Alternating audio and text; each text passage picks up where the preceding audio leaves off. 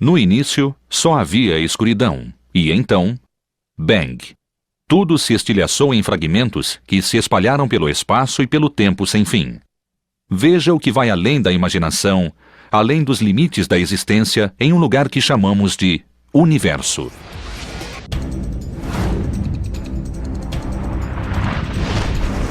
Talvez seja o santo graal da ciência planetária. Estamos sozinhos no universo? É uma das questões para responder. Não temos a definição de vida. Mas vou saber quando a descobrir. A vida pode dar grandes saltos e giros. O mais interessante disso é a variedade que podemos encontrar em algum lugar. Este é um planeta solitário? Ou existe vida além da Terra? A equipe do nascente campo da astrobiologia uniu-se para tentar decifrar esse velho mistério.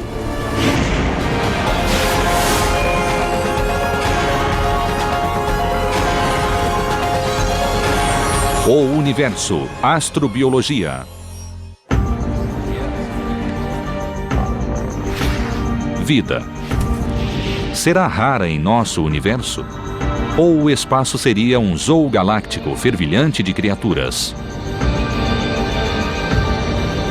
Todos pensam no alienígena pequenininho, verde, com grande nariz pequeno. Bem, pode ser, mas eu não acredito. Em planetas longínquos, a vida pode se resumir em micróbios estranhos ou monstros de ficção científica, como arraias galácticas. Em outros, pode haver organismos cibernéticos, híbridos de biologia e máquinas. Uma forma de imaginar como seria um alienígena é tentar pensar nas possibilidades de nosso futuro. Talvez sejamos um dia máquinas humanoides. Eu sinto que já sou um híbrido de máquina e humano. Veja, tenho este laptop que carrego onde for, e é o terceiro hemisfério do meu cérebro. Até meu corpo está mudando, ganhando formas de usuário de laptop. Sou um Homo laptoptopus. Talvez o universo esteja cheio de vida, mas ainda não temos provas. Então temos que procurar. Quando se trata de caçar alienígenas, o cientista e musicista David Grinspoon usa uma batida diferente.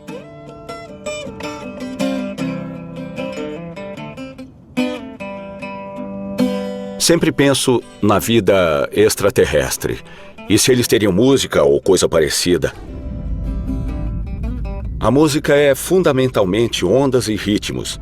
E isso é a natureza de nosso universo. Há certa musicalidade no fato de que há vibrações, ondas, ritmos e ainda tons modulados.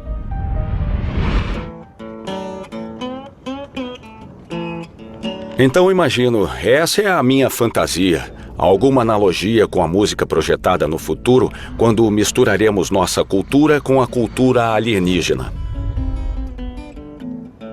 Acho que há muitas nuances de astrobiologia se falarmos com cientistas, mas há um consenso geral no objetivo. Queremos encontrar vida no universo, mas enquanto isso, vamos aprendendo um bocado sobre a vida na Terra. No campo da astrobiologia, uma meta fundamental na busca de vida no universo é saber primeiro como a vida evoluiu aqui na Terra. Um dos grandes mistérios da astrobiologia é como a vida se iniciou na Terra. Se entendermos isso, então nós entenderemos como ela começaria em outro planeta.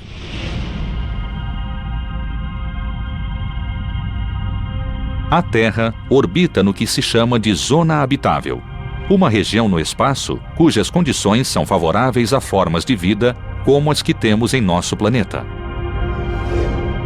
Estando na distância ideal do Sol, nossos mares não se evaporam. Nosso clima não é quente demais, nem frio demais. E temos oxigênio na atmosfera, por isso podemos respirar. A Terra é um paraíso para todos os tipos de vida, desde organismos unicelulares, como as bactérias, até grandes mamíferos multicelulares, incluindo o homem. Acredita-se que toda a vida da Terra descende de um único microancestral, formado há aproximadamente 3 bilhões e meio de anos. Mas permanece um mistério como esse micróbio ganhou vida. Uma forma de pesquisar é procurar em antigas rochas onde os micróbios deixaram traços de sua existência. A geologia é a ferramenta perfeita para entender a origem e a evolução da vida na Terra, pois seu registro histórico está inteiramente gravado nas rochas que vemos por aqui.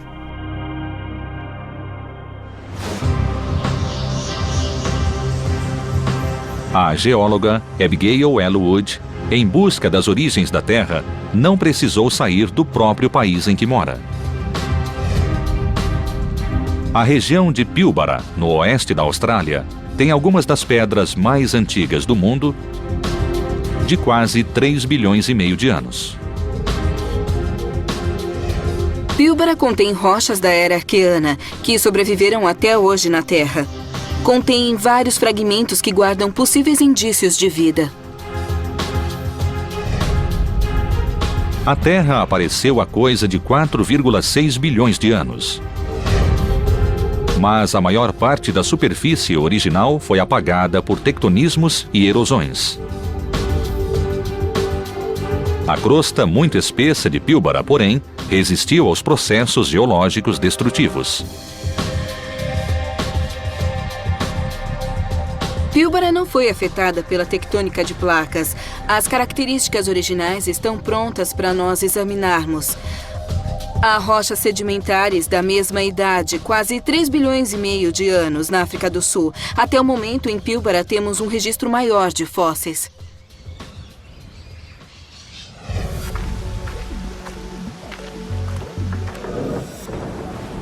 Abigail passou mais de 3 anos pesquisando as formações rochosas de Pilbara e examinando certas estruturas chamadas extrematólitos, fósseis formados por organismos vivos há 3,5 bilhões de anos. Percebi que estava olhando para os remanescentes de um velho recife, um recife microbiano. Não é de coral como os que conhecemos agora, e sim de estruturas estromatólitas formadas por micro-organismos.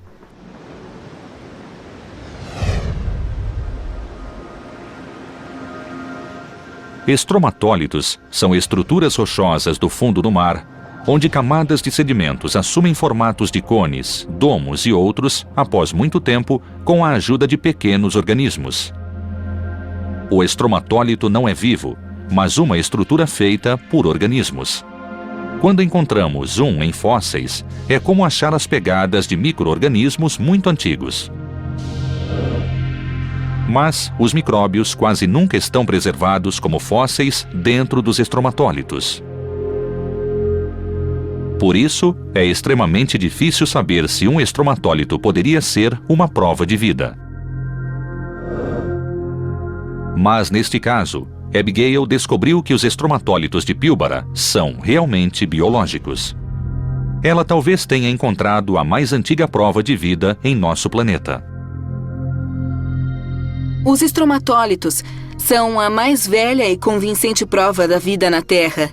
Isto aqui é o antigo leito do mar. Essas incríveis estruturas cônicas nada têm a ver com as formas onduladas que geralmente encontramos no fundo do mar, onde não há biologia. Estes são os estromatólitos. Estruturas sedimentares formadas por micro-organismos que viveram entre o sedimento e o oceano. Abigail usou técnicas geológicas para interpretar o ambiente em que os micro-organismos fossilizados viveram há 3 bilhões e meio de anos. O que sabemos é que, para se formar o estromatólito, temos um cenário bastante parecido com esta formação rochosa costeira. Sabemos que eles só existem em águas rasas e não aparecem em águas profundas, como as que abundavam nessa época.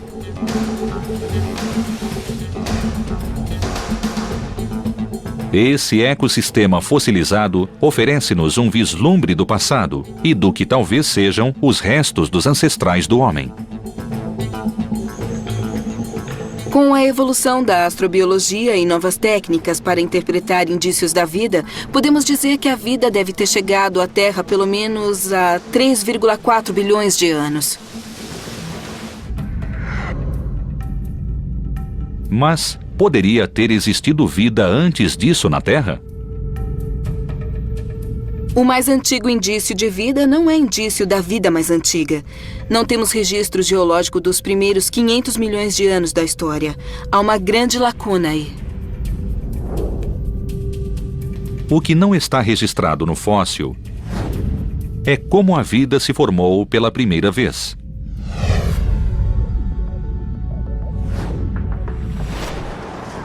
Nós, humanos, somos filhos da poeira de estrelas. Há 4,6 bilhões de anos, fragmentos estelares criaram grandes nuvens de gás em nosso sistema solar. Essas nuvens gasosas formaram partículas que iam se aglomerando e acabaram formando grandes blocos de rocha e gelo chamados asteroides e cometas. Durante milhões de anos, esses corpos colidiram e se aglutinaram para formar planetas, inclusive a Terra. Nessa época de bombardeamentos, a Terra era um mundo quente, tóxico e aquático. Mas, no meio desse período, a vida pode ter se formado debaixo da água, em respiros hidrotérmicos formados perto dos vulcões. Ali, partículas da atmosfera e energia podem ter formado aminoácidos, elementos essenciais da vida. Uma das hipóteses populares é que a vida nasceu em respiros hidrotérmicos devido às condições presentes. O ambiente era aquático e profundo, oferecendo proteção contra impactos. As águas rasas ainda seriam hostis no período de fortes bombardeamentos. Mas a pergunta-chave da astrobiologia é como se deu a centelha que fez a matéria inerte se transformar em matéria viva. Chris McKay é um gigante no campo da astrobiologia.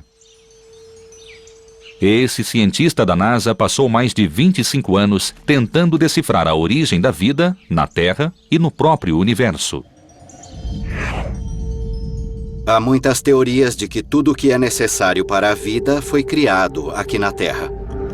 Assim, o material orgânico que originou a vida seria produzido sob descargas de raios na Terra.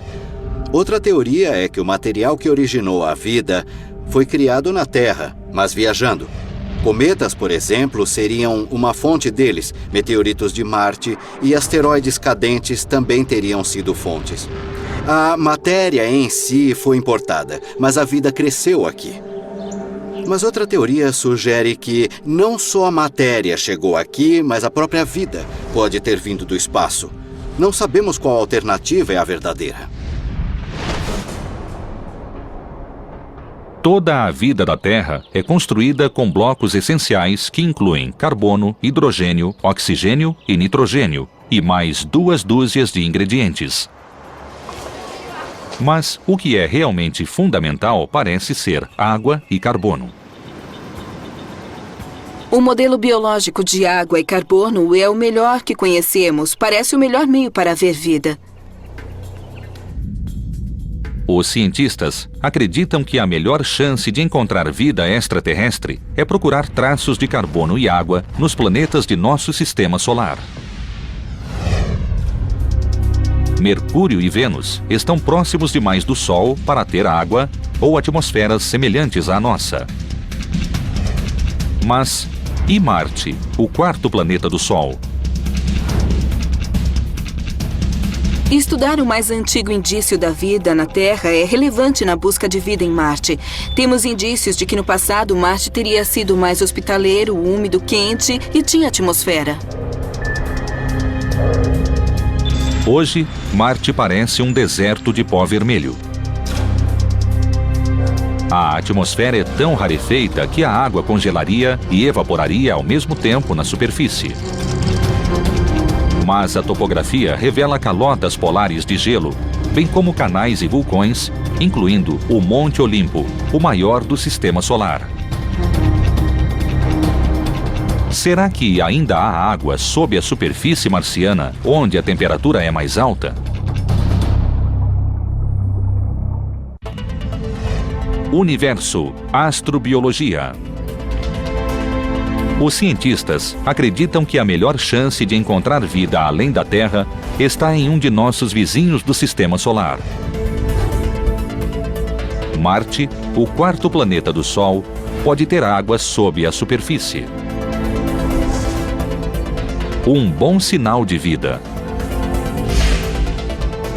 Sistemas hidrotérmicos podem existir em Marte, porque vemos grandes vulcões. Sabemos que ainda existe água sob a superfície de Marte. Essa fonte de calor e água tem todos os ingredientes necessários para uma feliz vida microbiana.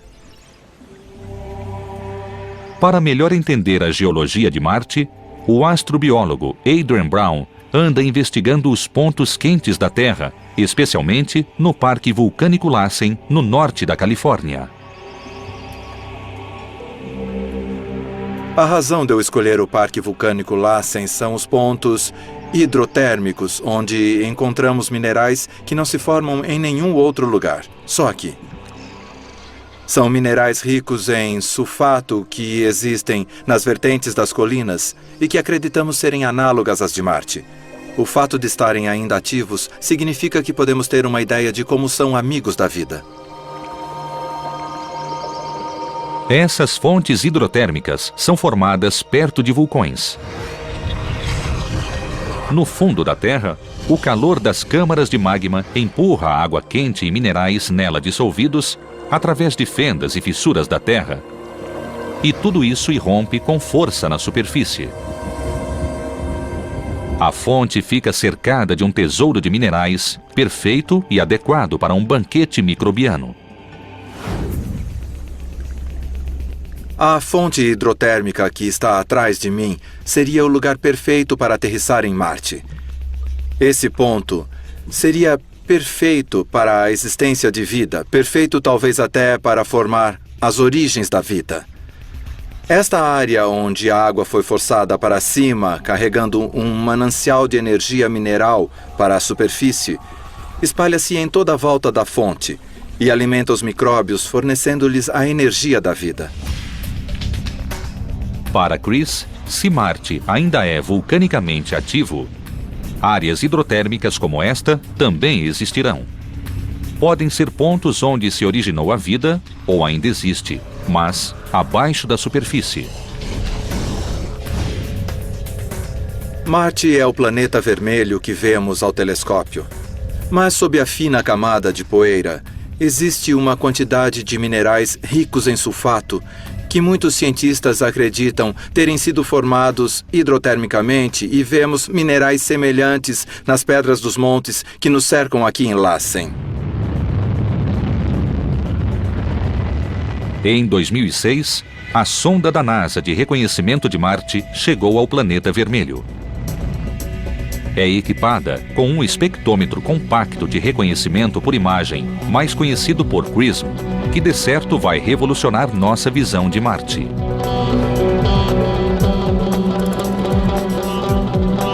Com luz visível e infravermelha, o instrumento está procurando indícios de água nos vales marineiros, um imenso sistema de cânions aberto na superfície pelo vulcão Monte Olimpo. Essa área pode conter depósitos hidrotérmicos. Marte está inativo no momento, mas em sua fase ativa, talvez as águas hidrotérmicas tenham surgido perto dos enormes vulcões que vemos neste planeta hoje. E Marte pode efetivamente ter formado sistemas hidrotérmicos ativos, tais como estes, e construído uma rica camada de minerais de sulfato em seu subsolo. O Marte antigo era muito mais habitável que o de hoje. Ele esfriou, está gelado e seco demais para sustentar vida. Então, se houve vida em Marte, provavelmente já não está na superfície, deve ter migrado para baixo em busca de um ambiente mais favorável no subsolo. A cientista pesquisadora Jennifer Heldman também procura vida em Marte pela compreensão de como organismos microscópicos sobrevivem em condições extremas na Terra. Mas em vez de investigar pontos quentes do planeta, ela procura a vida nos pontos mais frios. No momento, no Parque Vulcânico Lassen, estamos diante de depósitos de neve e quisemos examiná-los porque existem algas vivendo aí. No final da primavera, no começo do verão, vemos a neve salpicada de listras vermelhas, como estas. São as algas. Há vida nesses depósitos de neve, então quero estudar as condições físicas em que a alga gosta de viver. Aplicando isso aos depósitos de neve em Marte, veremos se lá existem as mesmas condições. A sonda global de Marte descobriu recentemente canais marcianos que podem ser restos de depósitos de neve. Nossa ideia é estudar esse fenômeno. Essas banquisas de neve podem derreter, gerar água e potencialmente prover ambientes propícios para a vida. Para melhor compreender as banquisas de Marte, Jennifer está conduzindo experiências no Parque Vulcânico Lassen. Este é o dispositivo para medir a temperatura e a luz da banquisa. Usamos esse instrumento para entender as condições físicas da banquisa, que é capaz de dar vida às algas. No inverno, isto fica totalmente coberto de neve, soterrado. Por isso, temos sensores no poste, sensores de umidade aqui e aqui também. E os pequenos são sensores de temperatura. Aquele lá de cima é um sensor de luz, que mede a radiação solar. Aqui embaixo, neste balde, instalamos um pluviômetro para medir a água que escorre e cai nessa vasilha. A alga que nós encontramos aqui vive bem neste ambiente hostil. Está muito feliz a 0 grau, está muito feliz com pouca luz e está muito feliz com as condições pouco nutrientes da neve. Se entendermos as condições que sustentam a vida aqui nesta neve de Lassen, então talvez entendamos as banquisas de Marte. E se houver as mesmas condições em Marte, temos de nos perguntar se as banquisas daqui são habitáveis, as de Marte seriam também?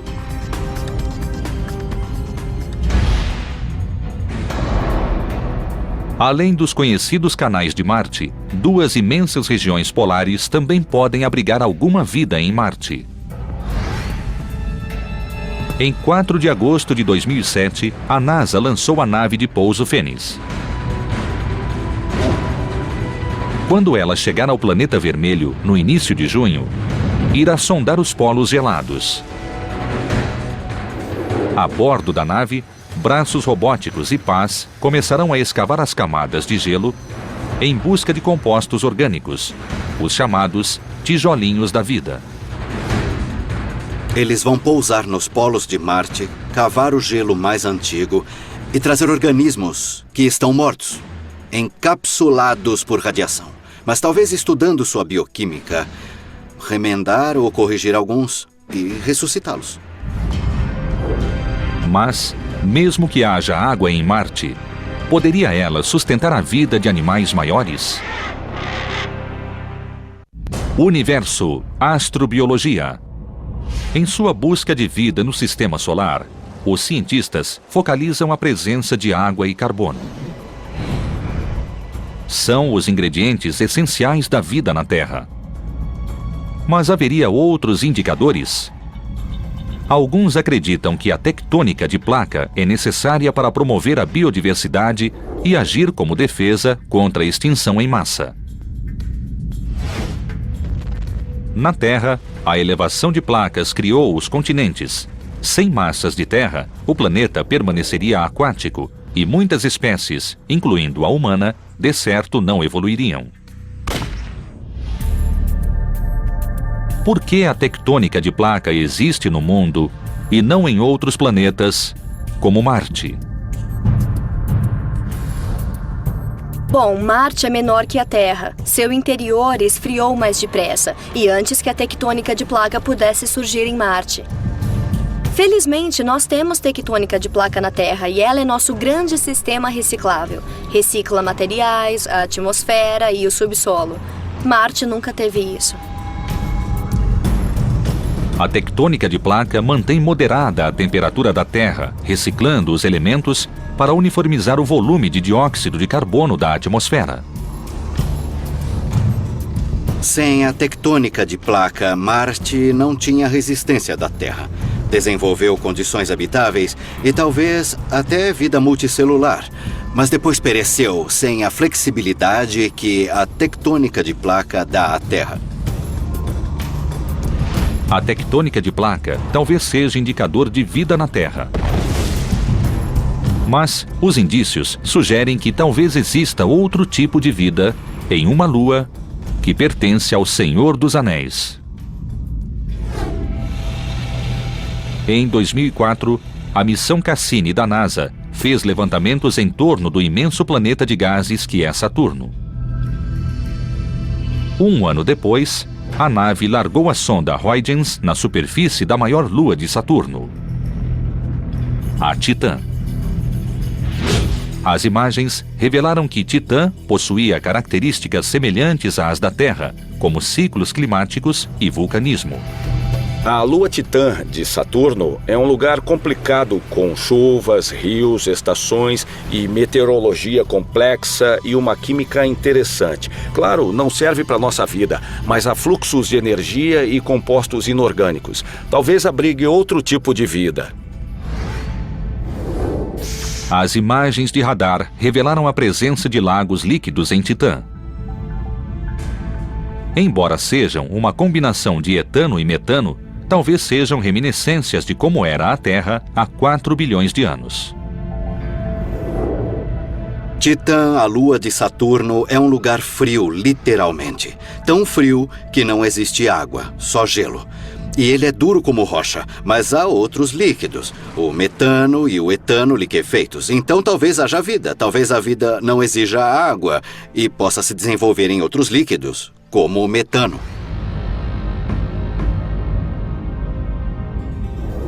A temperatura de Titã é de 180 graus abaixo de zero, mas tem atmosfera rica em nitrogênio, que produz hidrocarbonos que podem permanecer líquidos nessa temperatura.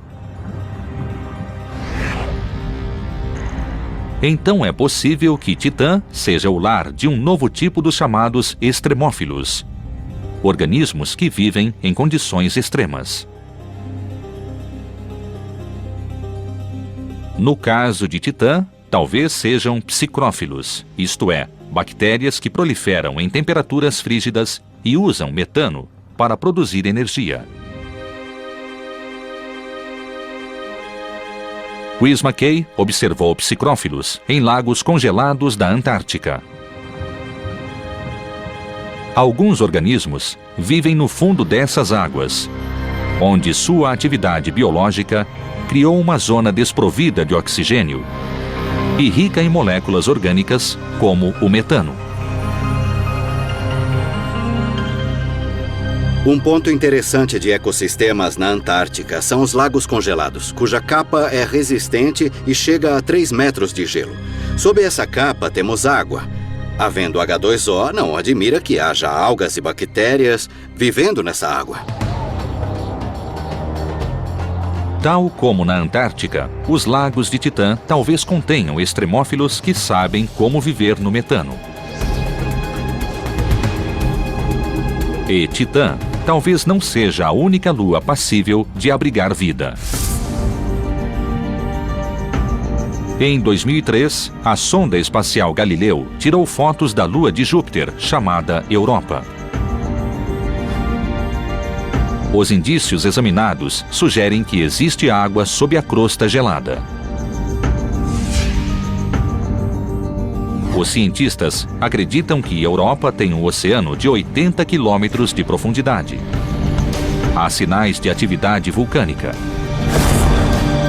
Portanto, a água extremamente gelada de Europa pode se aquecer de alguns graus no leito do oceano. Essa atividade vulcânica ajudaria a criar a química necessária para haver vida. Temos indícios bem convincentes de que abaixo da crosta gelada existe um oceano. Oceano é água e água é vida. Também há indícios de que há fontes de energia em Europa. Assim, todos os ingredientes necessários à vida estão lá. O gelo da superfície de Europa é incrivelmente espesso, cerca de 10 quilômetros de profundidade. Por enquanto, é pouco provável que uma nave nossa consiga perfurá-la para chegar ao oceano. Uma missão realística até a Europa seria pesquisar a superfície em busca de organismos que subiram à tona e foram depositados em algum ponto. Mesmo mortos, eles são biológicos e poderíamos estudá-los. Nosso sistema solar é cheio de pontos interessantes e não devemos descartar nenhum enquanto não os explorarmos, pois nem sabemos o que estamos buscando.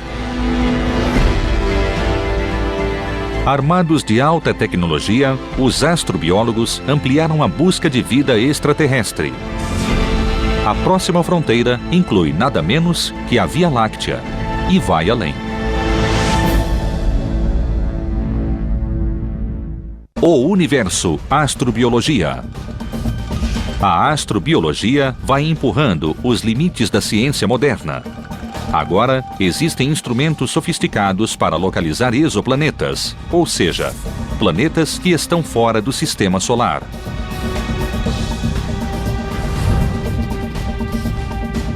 Um exoplaneta precisa passar por muitos testes para ser considerado capaz de conter vida como a nossa.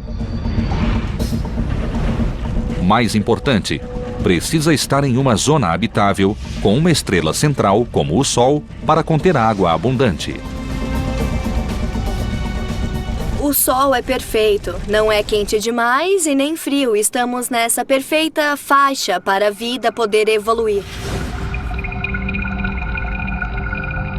Em 2008, a NASA planeja lançar um telescópio espacial chamado Kepler, que vai procurar planetas parecidos com a Terra.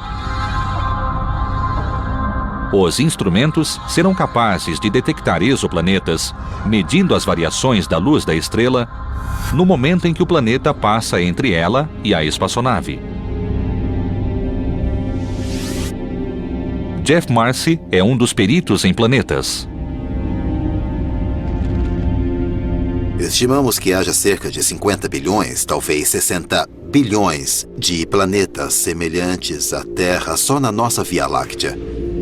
E lembrem, a Via Láctea é só uma de centenas de bilhões de galáxias parecidas com ela. Então, o número de planetas parecidos com a Terra no universo é praticamente incontável. Mas localizar exoplanetas é apenas o começo para um astrobiólogo. Nos próximos 20 anos, a NASA lançará o Descobridor de Planetas Terrenais. É uma série de telescópios ultrassensíveis capazes de reconhecer planetas com os gases corretos atmosféricos, como vapor de água, dióxido de carbono, metano e ozônio, todos necessários para sustentar vidas como a nossa.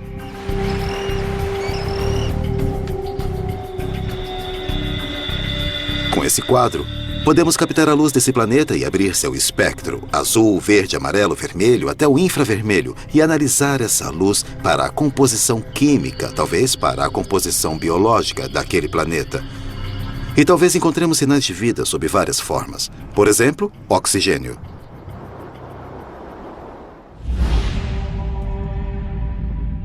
A fim de produzir vida como a nossa, o planeta, ou Lua, necessita de oxigênio. Há 3,4 bilhões de anos, a única vida em nosso planeta eram micro-organismos unicelulares. À medida que essa vida primitiva absorvia a energia do Sol, foi formado um pigmento verde chamado clorofila. Daí nasceu a fotossíntese, um processo químico que converte dióxido de carbono e água em energia, com o descarte do oxigênio. Os organismos unicelulares evoluíram para a cianobactéria, uma das primeiras estruturas da Terra. A cianobactéria injetou vasta quantidade de oxigênio nos oceanos e no ar. Novas vidas emergiram que se diversificaram e desenvolveram em grandes espécies multicelulares até finalmente chegar ao homem. A Terra não teria oxigênio na atmosfera não fosse a vida vegetal. Com a fotossíntese gerando o oxigênio que, de outro modo, oxidaria a rocha e desapareceria. Assim, sem dúvida, o oxigênio é a marca da vida na Terra. Se a gente examinar outro planeta e detectar oxigênio na atmosfera, seria um sinal-chave. Não definitivo, mas bom elemento de discussão, de que esse planeta também produz vida fotossintética.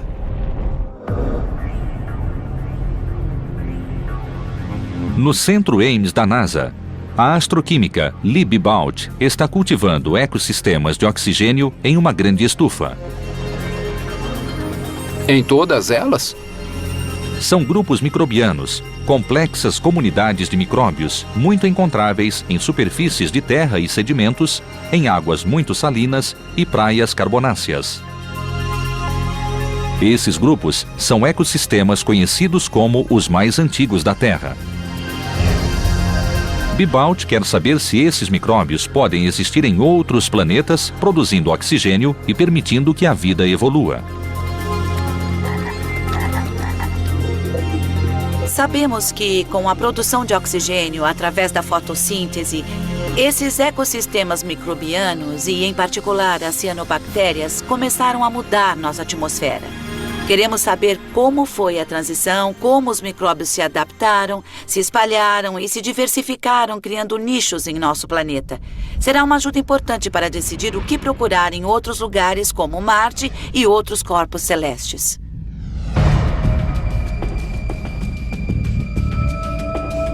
Se existe vida na Via Láctea ou em galáxias distantes, seria realmente parecida com a nossa? Neste planeta, qualquer vida contém DNA, uma longa cadeia de moléculas que contém a receita de cada ser vivo.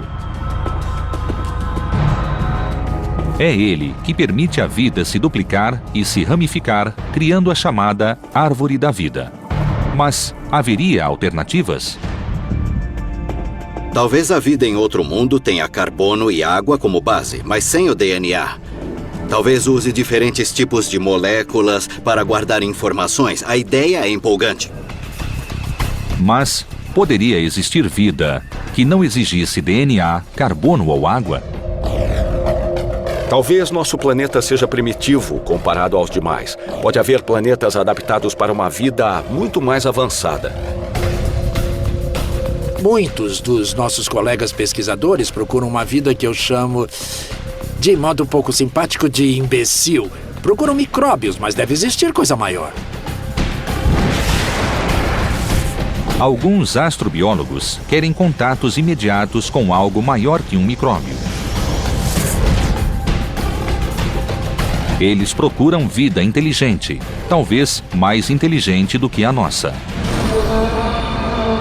Universo, astrobiologia. A busca da vida estende-se além da busca de simples bactérias. Em astrobiologia, uma respeitada equipe de cientistas busca fazer contato com algo muito maior. É claro que procuramos vida inteligente no espaço e mais. Eles têm de ser não só inteligentes, como tecnologicamente competentes. O Instituto de Busca de Inteligência Extraterrestre, mais conhecido como SETI, usa tecnologia avançada para escutar sinais transmitidos por civilizações alienígenas.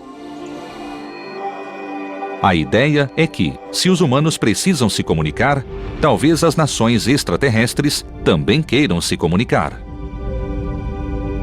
O que fazemos aqui é enviar e captar sinais, sejam ondas de rádio com nossas antenas, sejam flashes de raio lasers, talvez eles usem laser para enviar impulsos de luz em nossa direção. Não sou homem, sou micróbio. Sou também Seth Shostak do Instituto SETI, cuja missão é entender a origem da vida no universo. Sou Molly Bentley, bem-vindos ao programa. Lembramos que há mais na vida do que você vê no zoológico.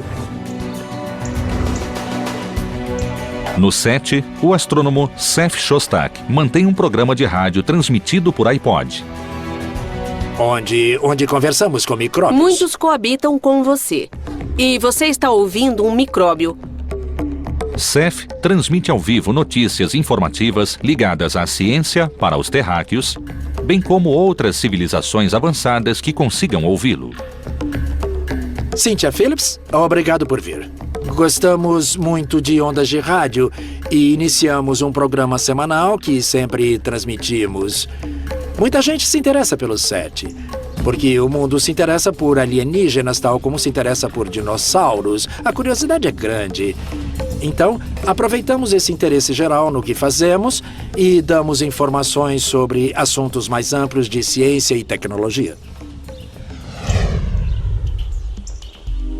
O SETI tem buscado sinais desde a década de 60, mas nenhum extraterrestre o chamou ainda. Esse silêncio tem alimentado o ceticismo. Vamos encontrar muitos planetas com vida.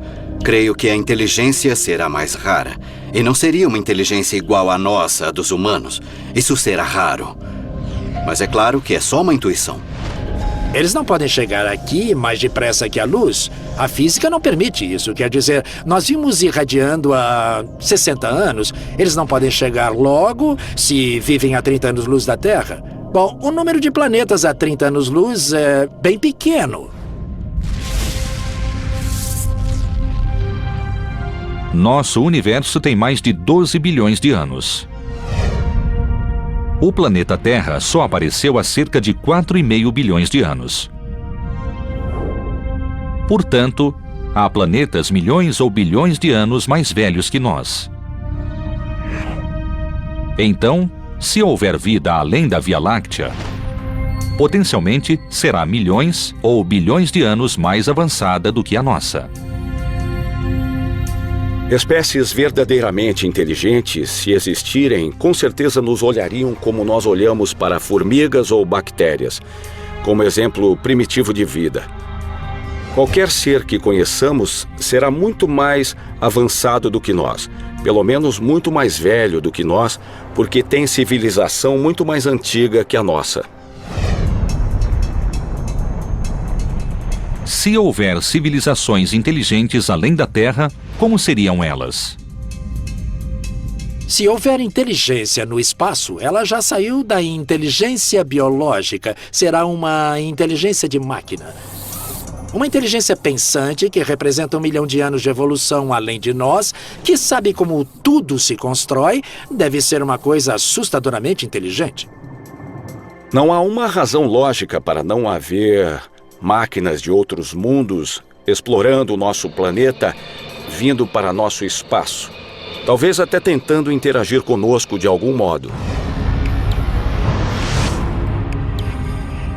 Quer encontremos bactérias, quer civilizações avançadas, qualquer que seja, a descoberta de vida revolucionará o modo de encararmos o universo e a nós mesmos.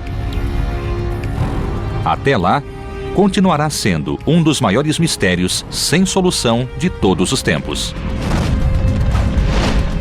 Encontraremos um verdadeiro zoológico quando descobrirmos vida lá fora. Todo tipo de códigos, informações e moléculas sempre criando o fenômeno da vida. Quem trabalha nesse campo é meio doido, então teremos contato com doidos alienígenas. Mas vai ser divertido discutir equações, ou talvez contatemos ETs moderninhos ou boêmios. Sempre será engraçado.